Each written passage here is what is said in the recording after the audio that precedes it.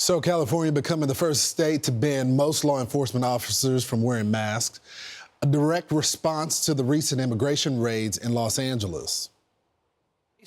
Unmask. What are you afraid of? What are you afraid of? You're going to go out and you're going to do enforcement? Provide an ID. Tell us which agency you represent. Provide us basic information that all local law enforcement is required to provide.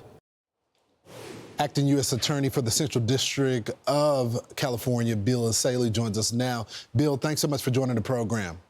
Good morning. So one of the things he's asking for is for them to be able to identify themselves. You see the markings on the vests and the IDs on the vests. I guess my question is, though, with all the political posturing, is this even enforceable? No, and I want to be very clear about that. The state of California has no jurisdiction over the federal government. If Gavin Newsom wants to regulate federal agents, he's got to win a federal election. But the state of California does not have the power to regulate us, and I've directed our agencies to disregard this silly bill that he just signed. Yeah, so what happens here then?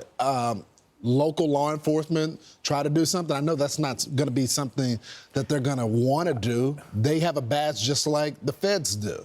Yeah, I don't think there's going to be any attempt to enforce this criminally. I think what the governor might do is he might file a lawsuit. He might run to a judge to try to get some sort of order. But we're very confident the state of California does not and cannot have jurisdiction. If you had every state trying to regulate the federal government, you would have complete chaos. That's not how the system was set up. And so this is silly. You know what this is about? This is to inflame the public. They have this narrative that people are out there being kidnapped. It's not true. They're federal agents. They're acting under federal law. And if he doesn't like it, he should change the law. Yeah, there's something called the Supremacy Clause. I think the governor knows that. He used to be the Attorney General. Speaking of inflaming, there was this recent tweet from Newsom's press office. And this is what it said in the tweet.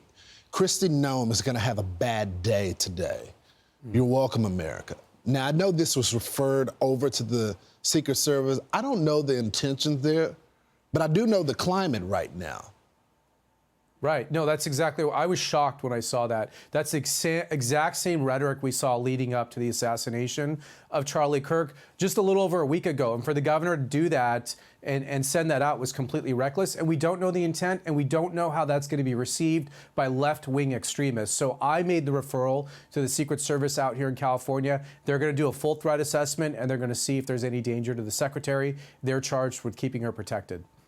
Bill, I don't want to talk about this from a political aspect, but as someone that sees a lot of the intelligence, sees a lot of the cases, can you just talk about the threat level right now against elected officials, against ICE officers, against people that are conservatives right now?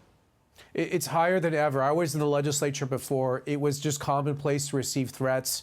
It's just become part of what's expected. But our agents, our men and women who did not sign up to run for office, they signed up to protect our communities, don't deserve this. Assaults against them are up over 1,000%. We filed almost 100 cases for either assault or interference. And the left continues to fuel this insanity, hysteria, that the federal government is somehow an illegitimate force and it's okay to oppose ICE. So what they do is they lay the gasoline and the matches out and they get people spun up and they hope that someone does what they want them to do, which is burn the place down because they can't get their way. And we're not putting up with it. And if you try that here, you'll end up in handcuffs. Yeah, they pour the gasoline, the match gets lit, and then they say, hands off. We had nothing to do with this. Correct. Thank you so much for joining the program. We really appreciate it. Thank you.